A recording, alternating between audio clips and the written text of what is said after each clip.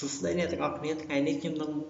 ធ្វើការបង្ហាញអំពីការធ្វើទ្រង់ទ្រាយលំនាំដើមនិងការប្រើជក់ធ្វើទ្រង់ទ្រាយ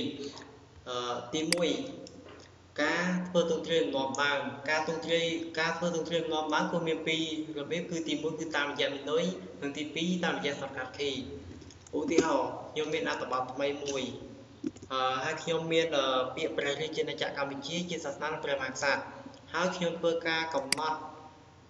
ពុំអក្សរគឺខ្ញុំជ្រើសរើសយកខ្មែរ OS មូលឡាយហើយ font អក្សរគឺពណ៌ក្រហមប៉ុន្តែ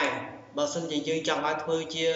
លំនាំដើមទី1គឺតាមរយៈទ្រង់ទ្រាយគឺគ្រាន់តែខ្ញុំselectលើជាសាសនាព្រះមហាក្សត្រខ្ញុំចង់ឲ្យកន្លែងបញ្ជួរនឹងคล้ายទៅជាលំនាំដើមវិញ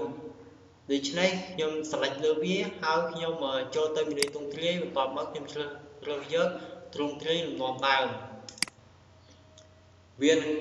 បានទៅជាទ្រង់ទ្រាយអក្សរដើមនៅពេលដែលយើងបន្តបានកំណត់អ្វីទាំងអស់ដូចមុនឬក៏វិធីមួយទៀតយើងគ្រាន់តែselectលើជាសាសនាព្រះមហាក្សត្របន្ទាប់មកយើងចុចបញ្ជាអក្សរ M ឬក៏ Control M វានឹងបង្ហាញបានដូចគ្នាគឺវានឹងខ្លាយទៅជាទ្រង់ទ្រាយលំនាំដើមទុកទី2ការប្រើជក់ធ្វើទ្រង់ទ្រាយការប្រើជក់ធ្វើទ្រង់ទ្រាយឧទាហរណ៍ពាក្យជាសាសនាព្រះមហាក្សត្រខ្ញុំចង់ធ្វើការកំណត់ font ឲ្យដូចទៅនឹងព្រះរាជាណាចក្រកម្ពុជាដែរគឺខ្មែរ OS មូលឡាយនឹងមានពណ៌ក្រហមដូច្នេះខ្ញុំធ្វើការ select ទៅលើព្រះរាជាណាចក្រកម្ពុជា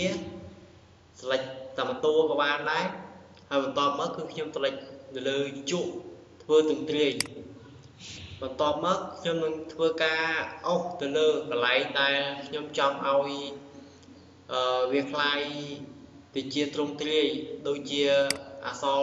លំនាំខាងលើគាត់ឲ្យខ្ញុំ select យកតែជាសាសនាប៉ុណ្ណោះទេ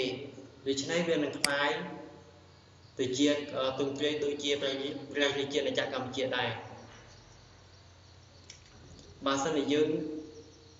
ចង់ឲ្យព្រះមហាក្សត្រនេះคล้ายទៅជាទ្រង់ទ្រាយអញ្ចឹងដែរយើងគ្រាន់តែ select លើប៉ុណ្ណឹងមកហើយយើង select លើជួរបន្ទាប់មកអុសមកលើព្រះរាជាព្រះមហាក្សត្រហ្នឹងមកយើងនឹងទទួលបានដូចគ្នា